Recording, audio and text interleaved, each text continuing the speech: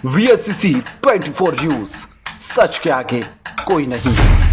नमस्कार, VSCC 24 news में आपका स्वागत है। मैं हूं आपके साथ भावना। बढ़ते हैं खबरों की ओर।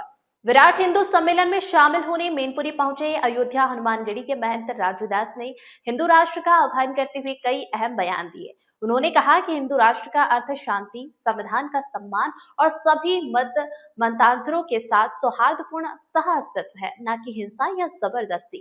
मीडिया से बातचीत में महंत राजूदास ने कहा कि हिंदू राष्ट्र का मतलब है कि हर नागरिक कानून का पालन करे, खाकी वर्दी का सम्मान करे और संविधान के अनुरूप आचरण करे। उन्होंने कच्छर पंथ पर निशाना साधते हुए कहा कि जो लोग संविधान और राष्ट्रभाव का सम्मान नहीं करते, वही समस्या का कारण है। महंत राजूदास ने ओवैसी पर तीखा हमला करते हुए उनके बयानों को असंवैधानिक बताया। वहीं ज्ञानवापी और मथुरा के को लेकर उन्होंने पूर्व में दिए अपने दावों को दोहराया। उन्होंने राम मंदिर निर्माण को सनातन समाज के लंबे संघर्ष का परिणाम बताया और कहा कि यह सुप्रीम कोर्ट के निर्णय से संभव हुआ। मैनपुरी से सुलेमान अलवी कृष्ण की रिपोर्ट। हिंदू राष्ट्र का मतलब क्या होता है? हिंदू राष्ट्र का मतलब है सर्वे भवन्तु सुखना सर्वे संतु निरामया, विश्व बंधुत्व की भाव और भावना, इसी को हिंदू राष्ट्र कहते हैं। हिंदू राष्ट्र का मतलब नहीं होता है गला काट देना, गोली मार देना और भारत से बाहर कर देना। हिंदू राष्ट्र का मतलब क्या है? जो देश के यशस्वी प्रधानमंत्री जी ने सपना देखा है, जो उत्तर प्रदेश के पूज्य योगी आदित्यनाथ जी महाराज ने जो कार्य करना प्रारंभ किया है, उसी को हिंदू राष्ट्र कहते हैं। हिंदू राष्ट्र में हर मत, मतांतर, पंथ, मजहब का व्यक्ति शांति पूर्वक रहे, ना तो खाकी वर्दी को छुए, ना तो खाकी वर्दी को फाड़े, खाकी वर्दी को सलूट करे और संविधान के अनुरूप रहे। यही हिंदू राष्ट्र है। हाँ भाई देखो, स्वाभाविक है, हमने मुस्लिम धर्म को आतंकवादी नहीं बनाया, हमने उनको आतंकवादी बनाया जिसको संविधान से कोई मतलब नहीं है, जो भारत माता की जय नहीं बोल सकते, जो वंदे मातरम नहीं बोल सकते, जो खाकी वर्दी का सम्मान नहीं कर सकते, जो जिस देश में रहते हैं उस देश के बहुसंख्यक समाज की भाव और भावना का सम्मान नहीं करते, वो सब आतंकवादी है।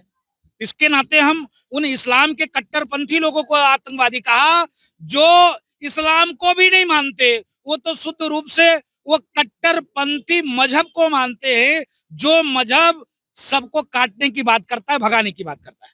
हाँ, ओवैसी को राक्षस हमने इसलिए कहा कि वो राजनीतिक खाल पहनकर वो भेड़िए के रूप में, वह मंदिर है देश का संसद भवन, उस मंदिर में कहता हो कि हम जब सुप्रीम कोर्ट का आदेश है राम मंदिर के लिए, और उसने कहा कि हम राम मंदिर को नहीं मानते, आज औलाद अपने बच्चे को बताते रहेंगे ये बाबरी मस्जिद थी, है और रहेगा। ये कोई सांसद कहता है क्या? वो एक संविधान को मानने वाला कह सकता है क्या? जिसने वकालत किया वो कह सकता है क्या? वो सदन का एक कोई सांसद ऐसे भाषा का प्रयोग कर सकता है? वह वंदे मातरम नहीं बोल सकता है, वह तमाम विषयों पर बोल सकता है, लेकिन बांग्लादेश पर बोल दो तो मौन साध लेता है। इसके नाते हमने उसको आतंकवादी कहा। मैं कहा सरकार कौन सी यूजीसी ले आई? कोर्ट का आदेश था, कोर्ट में फिर से पुनः सुप्रीम कोर्ट ने उसको स्थगन कर दिया।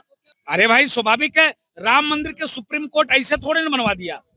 पूरा प्रयास सनातनियों का था, आपका और हमारा। आपने संघर्ष किया, आपने लगातार रातों दिन एक करके हमसे सवाल पूछा कि राजूदास तुम कुर्सी पे बैठ गए, अभी तक तुमने राम मंदिर का निर्माण नहीं किया। ये आपका परिणाम है, आपका प्रभाव है। आपने जो संघर्ष करके सवाल पूछा पत्रकार बंधुओं ने, इस प्रकार से संघ विचार परिवार ने एक लौ जगाई, एक एकता लाया हिंदुओं में। एविडेंस, साक्ष्य, सर्वे, सर्वेक्षण, उत्खनन, वेद, पुराण, शास्त्र, उपनिषद देने के बाद उच्चतम न्यायालय, उच्च न्यायालय, सुप्रीम कोर्ट ने फैसला दिया राम मंदिर के पक्ष में। आप देख सकते हो, राम मंदिर के पक्ष में फैसला देने के बावजूद भी विपक्ष के कुछ कालनेमी थे जो काला टेंट पहनकर कहां पहुंच गए? राष्ट्रपति महोदय के पास। उन्होंने कहा अभी इस फैसला का स्थगन कर दो, आदेश बदल दो, इससे फायदा मिलेगा बीजेपी। अरे भाई, बीजेपी राम जी के ही क्या? क्या राम जी सबके नहीं है क्या?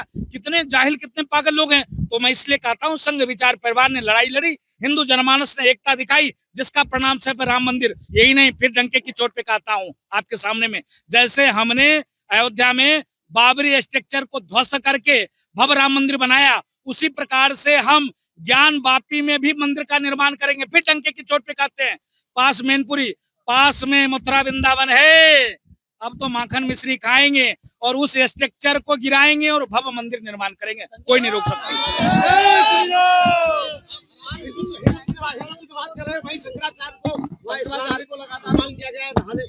मैं निवेदन पूर्वक प्रार्थना करना चाहता हूँ, संत के चोले में पहले तो मैं उनको प्रणाम करता हूँ, लेकिन वो भेड़िए के खाल में जिस प्रकार से संत के चोला पहनकर वहां राजनीतिक रोटी सेक रहे थे, इतना शुद्ध स्वच्छ वातावरण, वहां लोग मां गंगा के निर्मल जल में पहुंचकर वहां यज्ञ कर रहे थे, अनुष्ठान कर रहे थे, और तुम पहुंच गए पुलिस वाले की वर्दी फाड़ने के लिए, मारने के लिए। अरे आपको तकलीफ इनसे था तो ये सस्पेंड हो गए, ये लाइन हाजिर हो गए, कानूनी प्रक्रिया से। आप इतने बड़े धर्म गुरु हैं, हम इतने धर्म गुरु बड़े बनकर इनकी वर्दी फाड़े तो उचित है क्या? कहाँ से उचित है? कहने का भाव है, हम इतने बड़े मठ पर बैठकर अब इनको हम गाली दें तो कहां से शोभा देता है? उत्तर प्रदेश के मुख्यमंत्री जी को उन्होंने क्या कहा? अरे औरंगजेब कहा, हुमायूं कहा, अकबर कहा। अरे लाज शर्म भी नहीं है पूज्य शंकराचार्य भगवान को? कम से कम अपने उस गद्दी की महिमा को जानो, अपने आप को पहचानो, आपका जो स्वरूप है उस स्वरूप के अनुरूप कार्य और काम करो, आपका सम्मान है। लेकिन अगर आप किसी राजनीतिक दल के गोद में खेलोगे तो हम नहीं छोड़ेंगे, फिर डंके की चोट पे कहते हैं, फिर नहीं बचोगे। जैसे शंकराचार्य जी एक पीठ के शंकराचार्य हैं, वैसे पूज्य योगी आदित्यनाथ जी महाराज एक पीठ के धर्मगुरु हैं, मुख्यमंत्री तो बाद में है, पहले वो एक पीठ के धर्मगुरु हैं। उनसे तुम सर्टिफिकेट मांगोगे? तुम सर्टिफिकेट मांगने वाले कौन? मैं तुमको नहीं जानता, नहीं मानता, नहीं पहचानता। जय सिया राम।